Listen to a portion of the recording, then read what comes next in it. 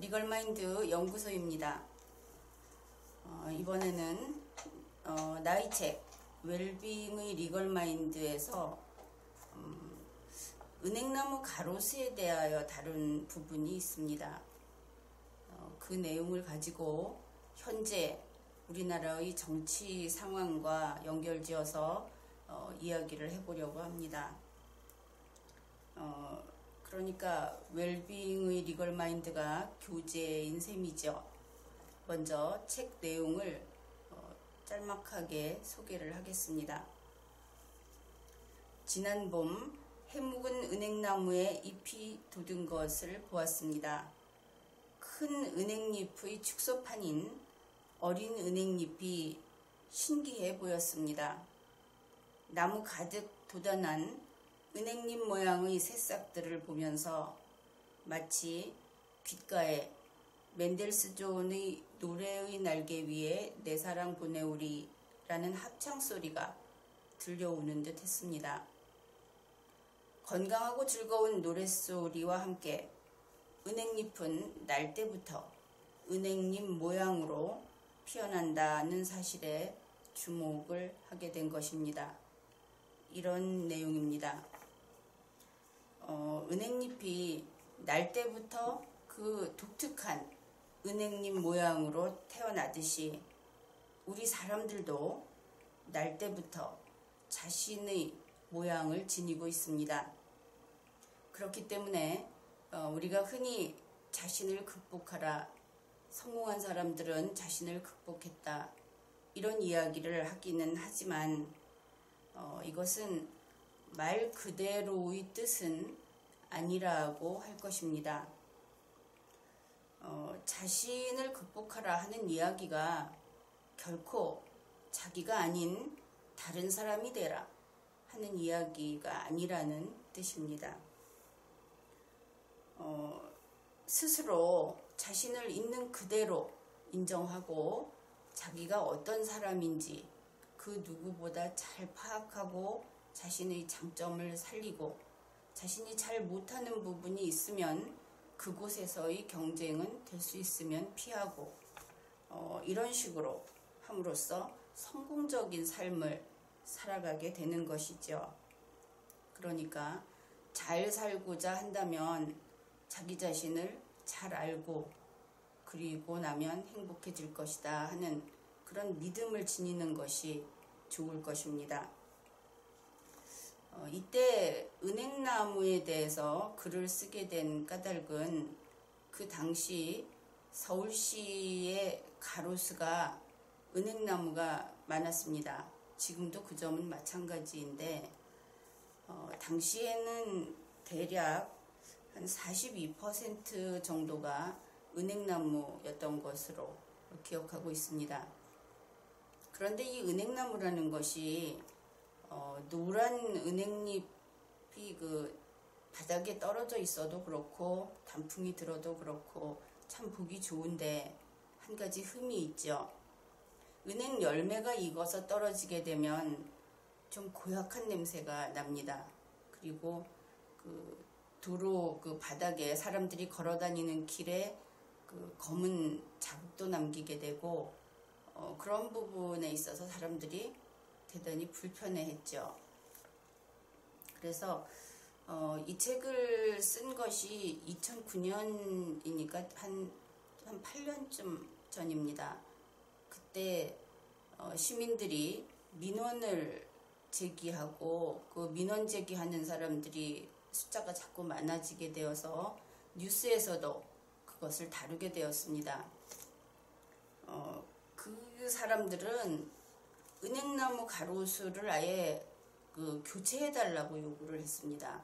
그 은행나무를 다 뽑아내고 다른 나무를 심든지, 또 대체로 이 은행나무 가로수에 대해서 불평을 하는 사람들은 상가에 있는 사람들이 많았습니다. 그러니까 그들은 가로수 자체를 원하지 않기도 했죠. 그 상가 앞을 가로수가 가로막게 되면 잘 보이지 않고, 그래서 이런저런 이유로 그런 민원이 계속 늘어나고 있었습니다. 그런데 이 은행나무를 서울시에서 가로수로 선정하게 된 것은 꽤 오래됐습니다. 1970년 그때쯤 서울시가 은행나무를 시목으로 서울시의 나무로 지정을 했고, 또 이것이 공해에 강하고 또 공기정화 능력이 우수하다 해서 은행나무를 많이 심게 된 것이죠. 그때 이 은행나무를 다 교체했으면 좋겠다 하면서 인터뷰를 했는데, 그 인터뷰 내용 중에 이런 부분이 있습니다. 광화문에 있는 한 회사원의 말이라고 합니다. 이것은 연합뉴스에서 보도한 것입니다. 은행을 밟기라도 하면 회사에 들어가서도 냄새가 가시질 않는데 외국인들이 은행나무 냄새를 한국 특유의 냄새로 인식할까봐 걱정된다. 이러한 그 개인들의 그 은행나무를 꺼리는 그런 것도 있었고, 또 직접적으로는 조금 전에도 이야기했듯이 그 상점 주인들, 상점을 경영하는 사람들의 요구도 있었습니다.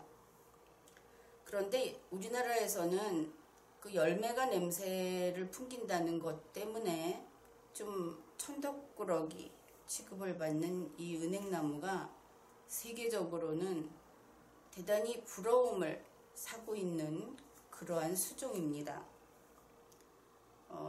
우리나라에서 은행나무를 가로수로 기를 수 있다는 것을 부러워하고 있다는 뜻이죠. 은행나무는 알다시피 거의 1억 5천만 년 전부터 지금까지 살아오는 그런 식물이고, 다윈이 살아있는 화석이라고 불렀던 그러한 나무입니다. 그래서 지구상에 있는 나무 가운데 가장 오래된 나무이기도 하죠. 이 은행나무는 여러 품종이 있는데 우리나라에서 자라고 있는 이 진코라고 하는 품종은 세계적으로 매우 귀한 품종입니다. 그래서 이 진코는 중국, 한국, 일본에서만 주로 자라는 그러한 나무라고 합니다. 미국의 경우에 그 가로수에서 진코는 0.2에서 2% 정도 그렇게 적고, 유럽은 그보다도 더 적다고 합니다. 그래서 이 은행나무는 다른 나라에서는 아주 귀중하게 여기는 그런 나무인 것이죠. 그리고 은행나무는 기르기도 우리나라는 그냥 곳곳에서 볼 수 있죠. 그런데 이게 기르기 어려운 나무 가운데 하나라고 합니다. 그래서 묘목을 길러서 쓸 수 있게 만드는 것도 어렵고, 그리고 그 열매를 한번 보려면 15년 이상 기다려야 한다고 합니다. 그리고 또 그것이 좀 늦어질 때는 30년 그렇게 기다려야 할 때도 있고, 그래서 이 은행나무한테는 별칭이 있습니다. 할아버지가 심으면 손자가 비로소 그 열매를 따먹을 수 있는 나무다. 그래서 이것을 공손수라고 부르고 있습니다. 사람들이 꺼리는 그 은행나무 열매를 감싸고 있는 과피, 그 부분에서 아주 역한 냄새가 나죠. 암모니아 계통의 그런 냄새가 나는데, 이것은 비오볼이라고 하는 독성 물질입니다. 그런데 이 물질은 은행 열매가 다른 동물이나 곤충의 먹이가 되지 않도록 종자를 보호하는 역할을 하는 것입니다. 결국 이런 것이죠. 너희는 어떻게 해서든 살아남아라. 이렇게 말하는, 즉 다음 세대를 지키고자 하는 부모 세대의 간절한 마음이 담겨 있는 것이다. 그렇게 이야기할 수 있습니다. 다행히도 서울시의 가로수로서 은행나무는 다 제거되거나 하지 않고 지금도 그대로 유지되고 있습니다. 그런데 이렇게 되는 데에는 국립산림과학원의 과학기술이 단단히 한 몫을 했습니다. 이렇게 민원이 제기가 되고 가로수 수종을 바꿔야 한다는 의견이 여기저기서 나오고 하던 2009년에 국립산림과학원은 이 은행나무, 암나무의 꽃을 화학 처리를 해서 열매를 맺지 못하게 하는 방안을 소개하기도 했습니다. 그러나 그렇게 되면 은행나무에 은행이 열리지 않게 되는 문제가 생기죠. 그리고 나서 다시 이제 생각을 바꾼 것이 가로수용의 은행나무는 암나무를 전부 제거하고 그 대신에 수나무를 그 자리에 대체하기로 그렇게 의견을 모았습니다. 그도 그럴 것이 2009년 당시 서울시의 은행나무 11만 8천 그루 가운데 암나무는 460여 그루밖에 되지 않았습니다. 그러니까 이것을 교체하는 방식은 제법 합리적인 방안이라고 할 수 있었죠. 그런데 교체를 하려고 하는데 어린 묘목이 그것이 암나무인지 수나무인지 알 길이 없죠. 그래서 이때 또다시 과학기술의 힘을 빌게 되었습니다. 국립산림과학원에서 이 묘목 상태일 때 그것이 성별을 성별이라면 좀 그렇죠. 암수를 구분하는 그러한 방법을 개발하였습니다. 그것이 2011년 은행나무 성감별 DNA 분석법이라는 것입니다. 그래서 은행나무 잎에서 DNA를 추출해서 분석을 하고 성감별 유전자를 증폭시키면 수나무는 유전자가 2개가 그리고 암나무는 유전자가 1개가 증폭된 상태에서 구분이 가능하게 되었습니다. 그런데 이 기술은 세계적으로 그 가치를 인정받았습니다. 그래서 은행나무의 원산지이기도 하고 그리고 세계 최대 은행 생산국인 중국에서 국제특허를 등록했죠. 이 내용은 2016년 1월 21일 국립산림과학원에서 발표한 자료에 있습니다. 그래서 이렇게까지 해서 지금도 서울시의 가로수로서 은행나무가 퇴출되지 않고 계속 우리는 은행나무를 볼 수 있게 되었습니다. 그런데 행정당국에서 이와 같이 민원을 사실은 거의 폭주했다고 하는데 폭주하는 민원을 해결하면서 은행나무 가로수를 그대로 유지하기도 하고 이 양자를 같이 조화롭게 해결하는 데에는 상당히 시간도 걸렸고 또 비용도 들였고 노력도 그만큼 많이 하였습니다. 그렇게 한 결과 은행 열매로 인한 악취 문제를 해결하였고 동시에 노랗게 물든 단풍의 정취 또한 즐길 수 있게 되었습니다. 냄새나는 은행나무를 당장 뽑아내라 하고 당장이라도 뽑아내지 않으면 견딜 수 없다고 거세게 요구하던 그러한 사람들에게서 나에게 방해가 되는 것은 악이다 라고 하는 그러한 사고를 읽을 수 있습니다. 우리는 그러한 모습을 2017년 현재 다시 보고 있습니다. 사람들 가운데 자기가 전진하는 그 길에서 자신의 앞길에 장애물이 나타나면 화부터 내는 사람들이 있습니다. 아마도 살아오면서 자기가 해를 당할 수 있다. 그리고 그러한 일을 당하지 않기 위해서 항상 경계하고 긴장하고 의심하고, 그런데 그것이 단지 방어의 차원을 넘어서서 다소 그 피해의식까지 겸해진 그런 사람들에게서 특히 그런 반응을 많이 보게 됩니다. 이제부터 이와 관련해서 한 가지 예를 들어서 이야기를 계속해 보죠. 만약에 당신이 우리와 도로 사정이 다른 국가에 갔다고 합시다. 그래서 차를 운전하고 가는데 그 현지 사정에 대해서 잘 모르겠죠. 길 가운데 큰 나무가 서 있어서 앞으로 나갈 수 없는 그런 상황에 빠졌다. 그런 상황에 처했다고 합시다. 그러면은 그 당신의 앞길을 막고 있는 그 큰 나무로 인해서 물론 계획된 그 일정이 차질을 빚을 수 있습니다.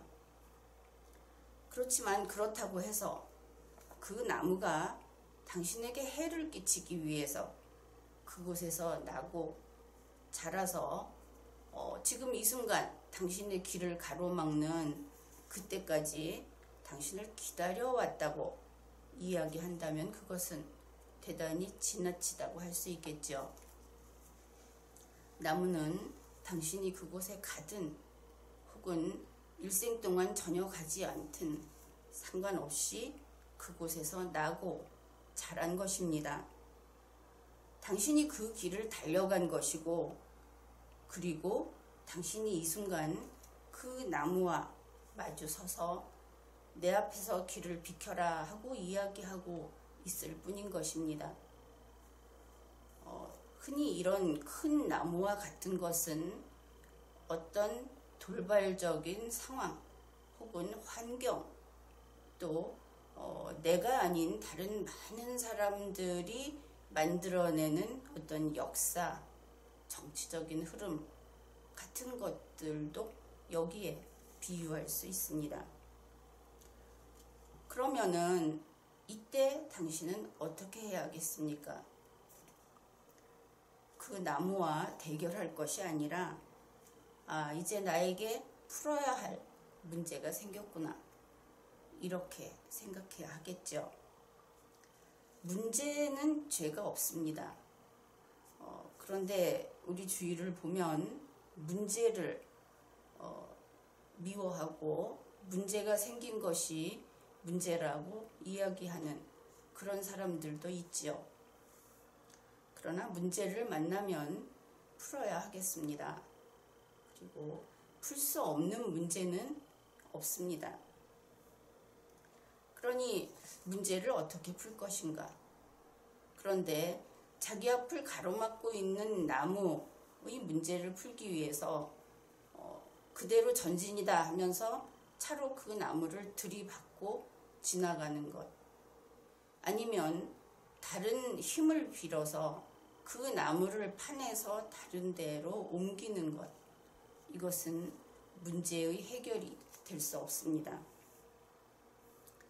어떤 장애물이나 장벽이 있었을 때 그 상대방을 나무라기만 해서는 안 되는 것입니다. 또 다른 사람과 충돌이 발생했을 때 자신의 길만 옳다, 자신만 옳다고 해서는 역시 안 되는 것이죠. 그런데 모든 문제는 다 풀 수 있다고 이야기를 했죠. 그렇지만 그 문제를 푸는 데 있어서는 각자의 역량에 따라서 더 좋은 풀이와 덜 좋은 풀이가 있기 마련입니다. 가령 어떤 문제를 해결하기 위해서 절실하게 어떤 정보를 필요로 할 때가 있습니다. 그렇지만 법률이 그에 대한 비밀 탐지를 금지할 때 법을 위반하면서까지 그 정보를 알아내려고 하면 안 됩니다. 그것은 정보 알아내기가 아니라 범죄 행위이기 때문입니다. 법을 위반하는 순간 그것이 제 아무리 숭고한 목적에 기여하는 그러한 일을 하려고 했다고 하더라도 그것은 정의가 될 수 없습니다. 법을 위반하는 것 자체가 정의를 파괴하기 때문입니다.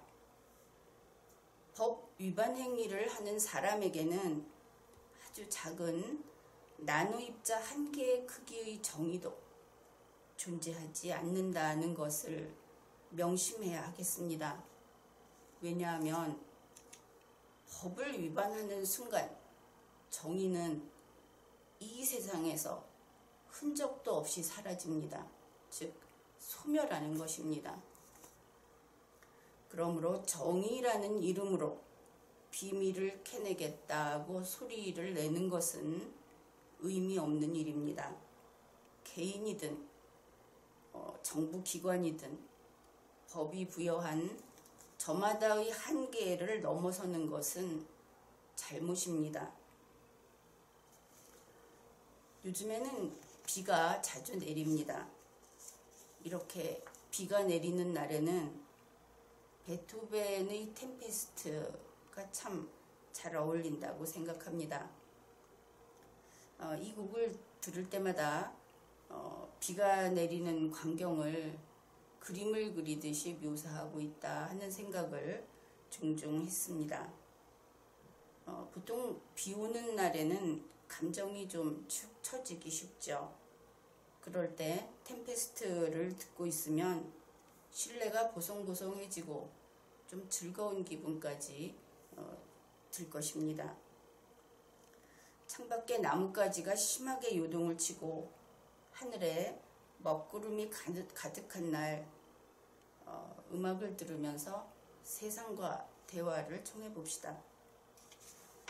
선과 악이 마주서서 대치하고 있는 그러한 상황에서 현재 우리가 발 디디고 서 있는 땅이 어떤 곳인가를 생각해 봅시다. 우리는 내가 옳다고 하는 믿음에서 모든 판단을 하고 모든 주장을 하고 그렇게 하기 쉽습니다. 그러나 다시 생각해 봅시다. 만일 내가 옳다고 믿는 사람이 발을 디디고 있는 땅은 내가 옳기 때문에 선한 땅이 되는 것일까요? 그것이 법을 위반하는 일이어도 그렇게 되는 것일까요? 아니면 아무리 내가 옳다고 믿고 또 그렇게 주장을 하더라도 자신이 서 있는 땅이 선한 땅이 아니고 악한 땅에 서 있다면 오히려 자기 자신도 악이고 자기 자신이 발을 딛고 있는 그 땅도 악의 땅이 되는 것일까요? 사람들은 전자를 답으로 선택하는 경우가 있습니다. 특히 대통령이라든지 또 일반적으로 정권을 잡고 있다, 권력을 쥐고 있다, 혹은 다수당 소속의 국회의원이다. 이렇게 되면은 그런 사람들은 그런 주장을 할 때가 종종 있습니다. 그렇지만 정답은 후자입니다.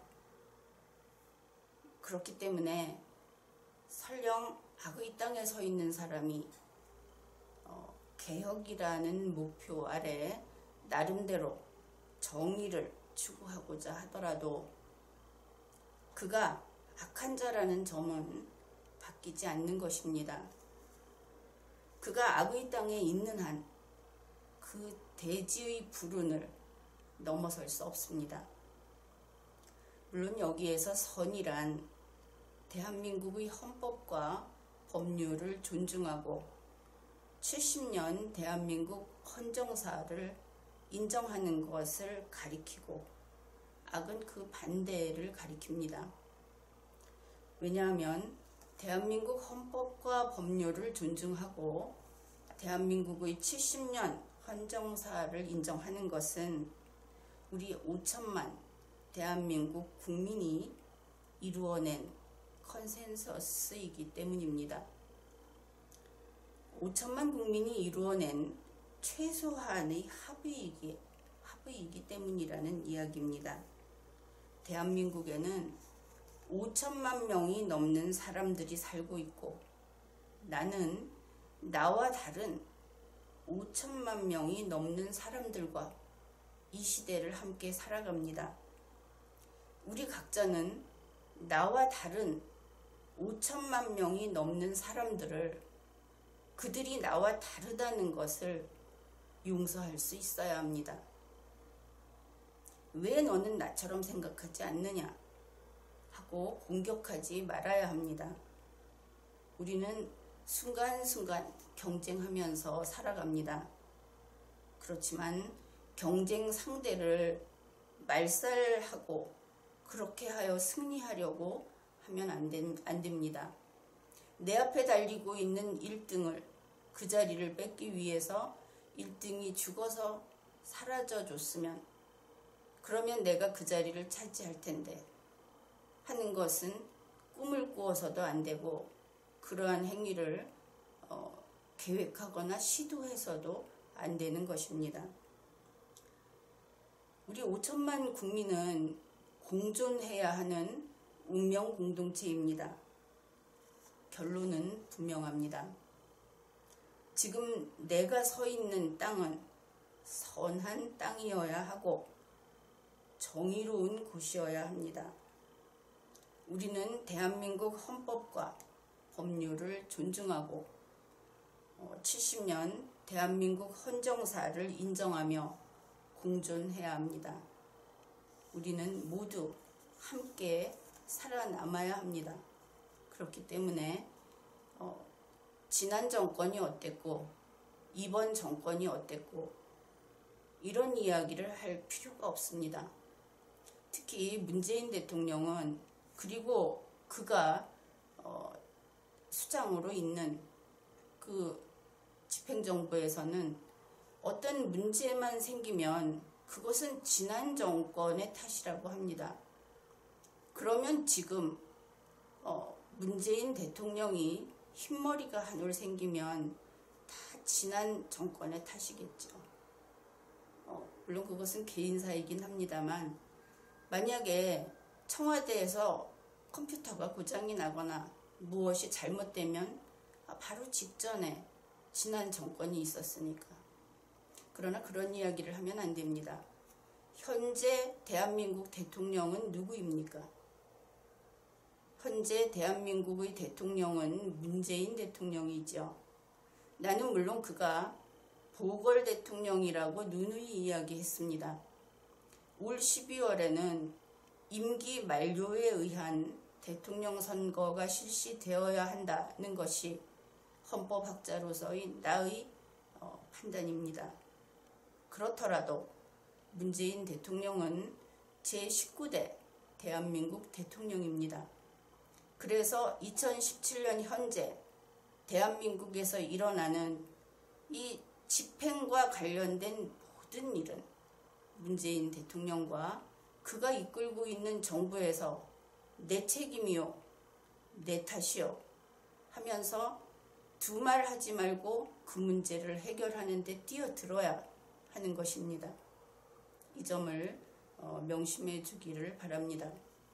이번 회의는 여기까지 하겠습니다.